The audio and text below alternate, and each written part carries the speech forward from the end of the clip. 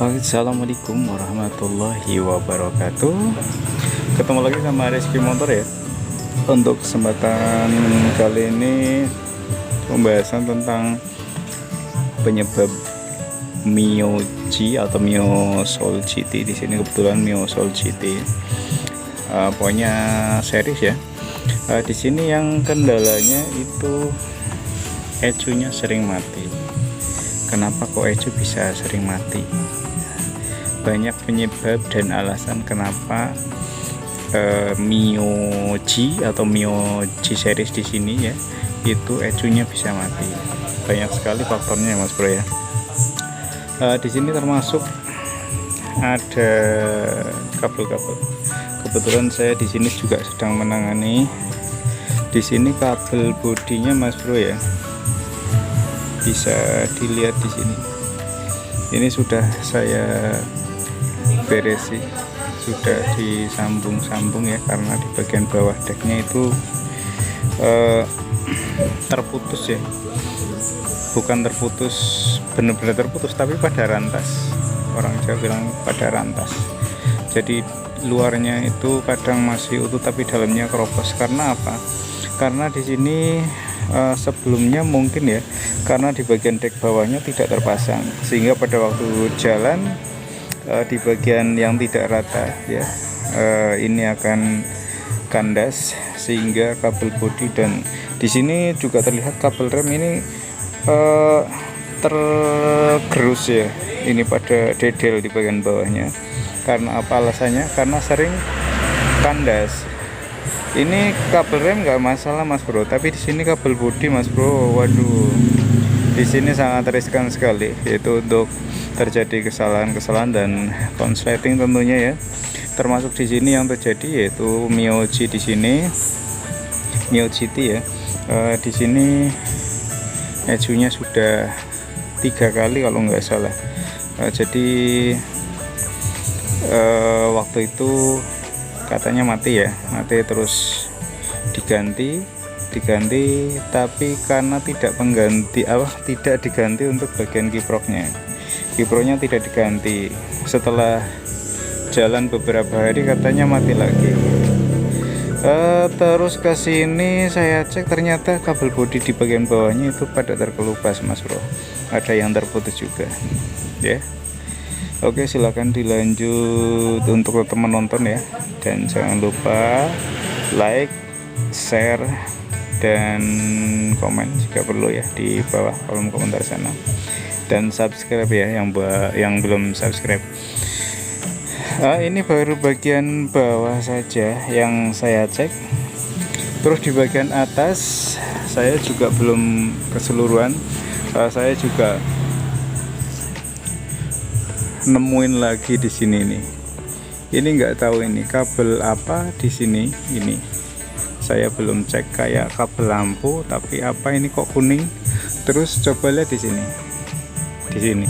Ini terjepit kabel rem Mas Bro ya, bukan di luar kabel, tapi di bagian dalam sini. Nah, ini lihat coba. Ini terjadi pergesekan-pergesekan. Jadi kalau misalkan pemasangan kabel itu perlu berhati-hati Mas Bro. Ini jangan ditempatkan yang posisi bergerak seperti ini. Ini kita lihat coba sini. Nah, ini lihat apa kabelnya. Tuh. Kita difokuskan lagi. Nih. Ini gosong dan nempel di kabel ini. Ini lengket ini Mas Bro, lengket. Saya coba lepas. Nah, sudah terlepas. Kita lihat di sini apa ini? Ini nempel bodi Mas Bro. Nempel bodi sampai lecet nih, sampai bekas ada kayak percikan-percikan. Ini bunga apinya di sini agak gosong-gosong dikit. Ini perlu berhati-hati. Jadi untuk pemasangan, misalkan ganti kabel ataupun juga pemasangan kabel ya, atau juga kabel rem termasuk di sini mungkin ini diperhatikan kabelnya itu terjepit apa enggak. Kalau misalnya terjepit seperti ini tanpa kita sadari, ternyata lama-lama tergesek dan akhirnya konslet seperti ini, lecet kebakar ya. Oke, Dan faktor lainnya juga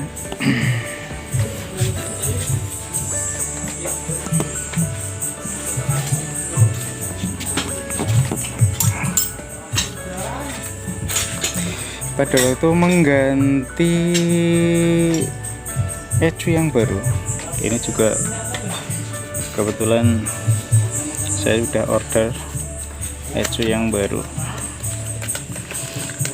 bukan ori ya mas bro, karena ini permintaan dari konsumen.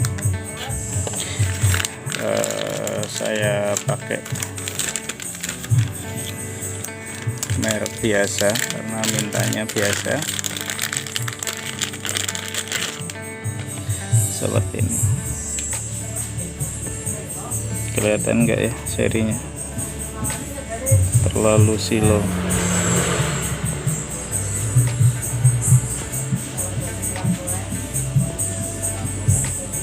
Gitu ya, kurang begitu jelas, kurang fokus.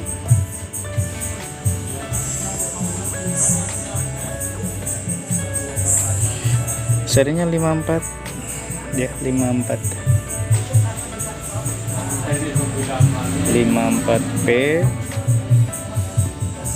punya Myoji series ya di sini.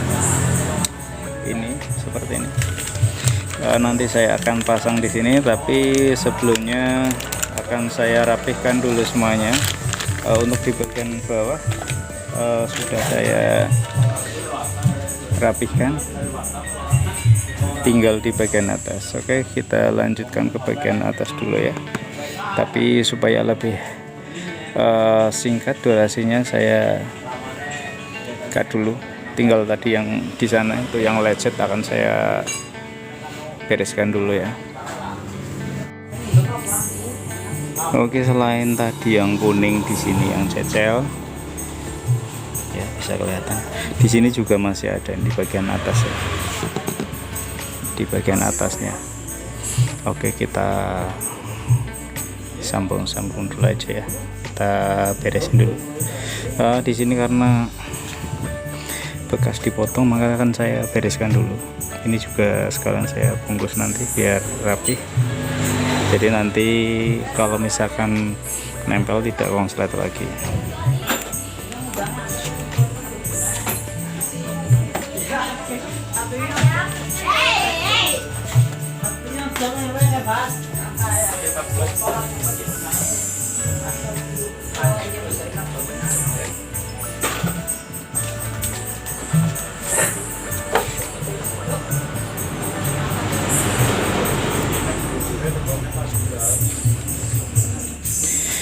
Pakai isolasi aja mas bro ya, pakai isolasi di sini yang cecel, jadi tidak saya potong karena masih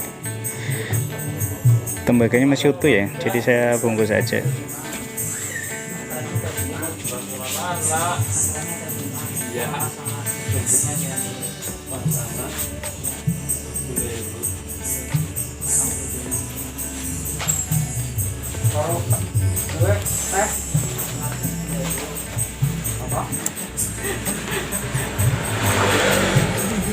Kalau ini karena sudah terpotong seperti ini, saya akan bersihkan dulu di bagian kabelnya. Jadi nanti kalau misalkan disambung sudah connect ya, kita bersihkan seperti ini. Jadi nanti bisa konekannya lebih bagus ya mas bro ya. Kadang karena di sini itu korosi, jadi tidak connect, jadi bersihkan seperti ini dulu.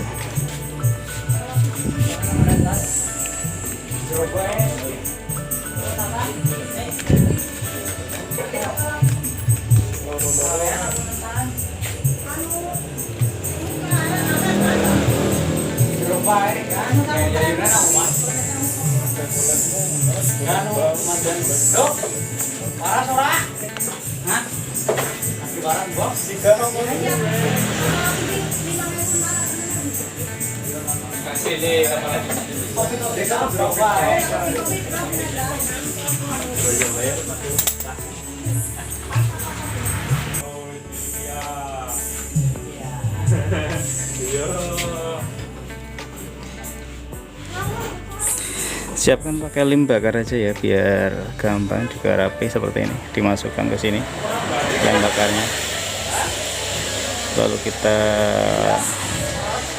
sambungkan. Diusahakan kenceng ya bro ya, seperti ini. Kita puntir, jika perlu pakai tang, tapi kalau kira-kira cukup ya udah pakai gini aja, yang penting kenceng.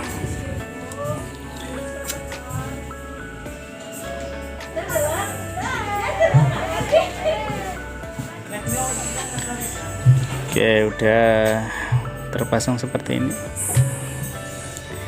Oke, kayaknya udah semuanya, tinggal dirapihkan nanti ya Mas Bro ya.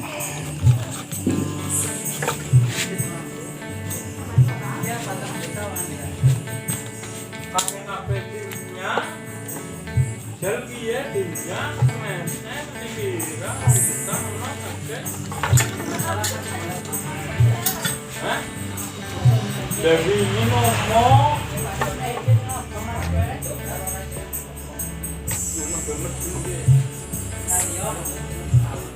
iya bener ini balapan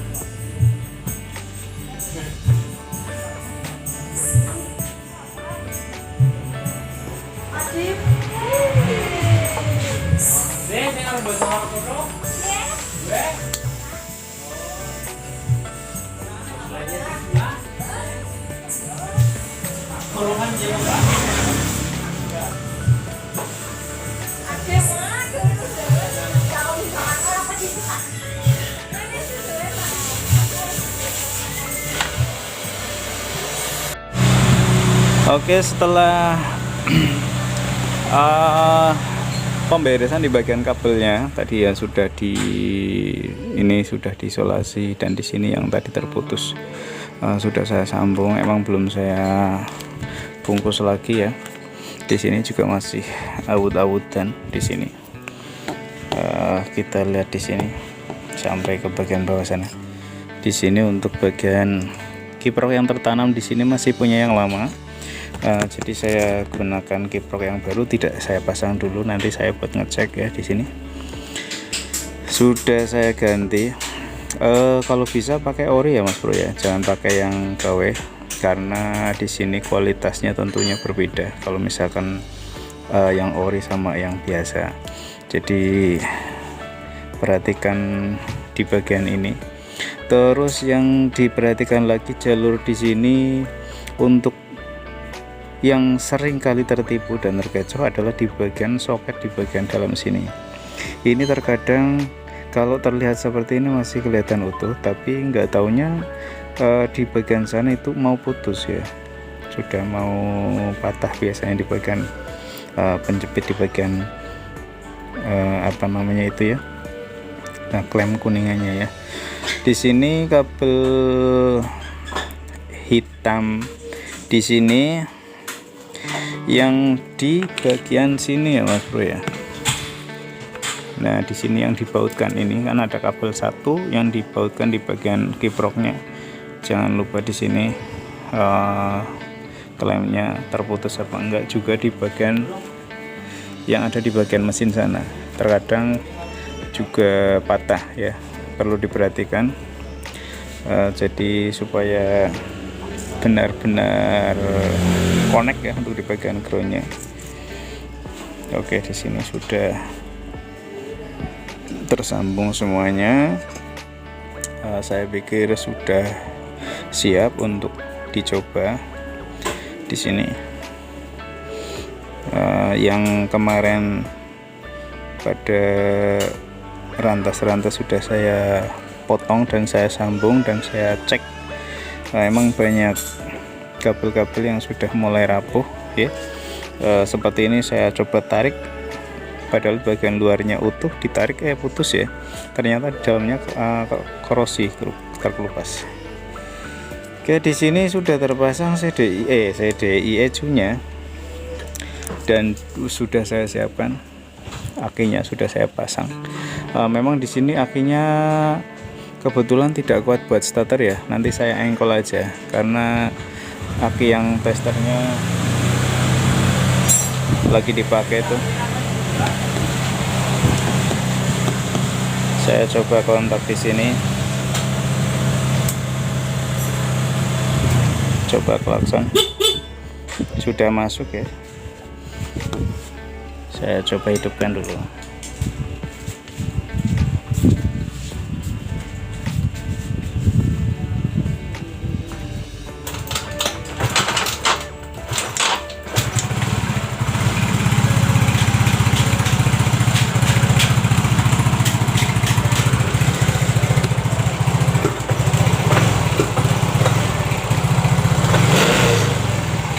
Sudah bisa hidup ya Mas Bro ya.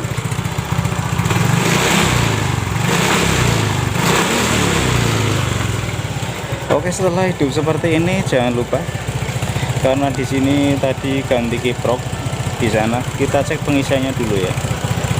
Dicek dulu.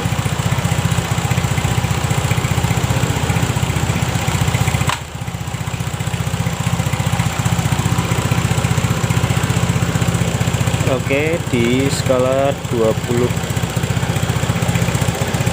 kita tancapkan di sini merah plusnya.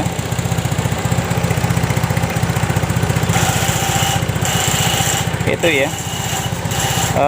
Posisi, aduh, sendirian ini susah ya pegangnya. Coba akan saya gas. Apakah naiknya berlebih atau tidak?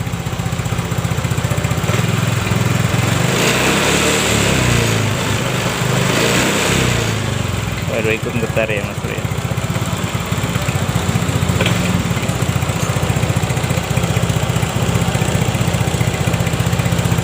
Maaf, agak susah ini sendirian pegangnya.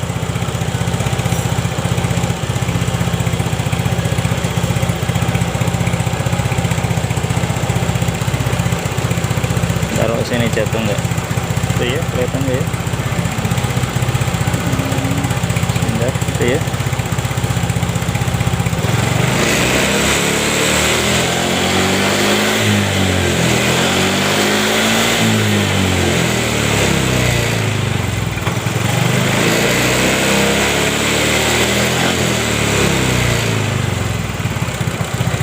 Posisi standby seperti ini, pengisian itu sekitar 14, ya 14,1 ini ya. Tadi pada waktu digas itu kurang lebih hampir 15. Mudah-mudahan aman ya. Yang penting kalau patokan saya itu tidak sampai 17 volt. Kalau 17 takutnya di sini overcharger ya. Jadi aki akan cepat panas sehingga cairan di bagian dalam aki ini cepat nguap, sehingga nanti akan menyebabkan shocknya aki. Oke ya Mas Bro ya. Yang diperhatikan tadi setelah sebelum penggantian ecu yang baru, cek dulu yaitu di bagian kabel-kabel seperti tadi yang konslet di sana. Terus juga di bagian kabel bagian bawah di sini itu jangan sampai ada yang lecet lalu konslet ya. Terus juga perhatikan kiprok, jangan sampai kiprok yang lama itu dipakai lagi kalau bisa ya. Kalau tadinya itu mati ecunya terus langsung pasang aja, itu sangat berisiko untuk ecunya kena lagi. Oke, begitu Mas Bro ya kurang lebihnya, dan silahkan di like, share, dan subscribe ya buat kamu semuanya. Dan mohon maaf apabila ada kesalahan, dan tentunya kalau misalkan mau tanya-tanya silahkan di bagian bawah kolom komentar sana ya. Oke, terima kasih dan salam Kupak Oli dari Sumber. Wassalamualaikum warahmatullahi wabarakatuh. Orang ketik kanan kiri sebelah dulu. Oke guys, saya ikut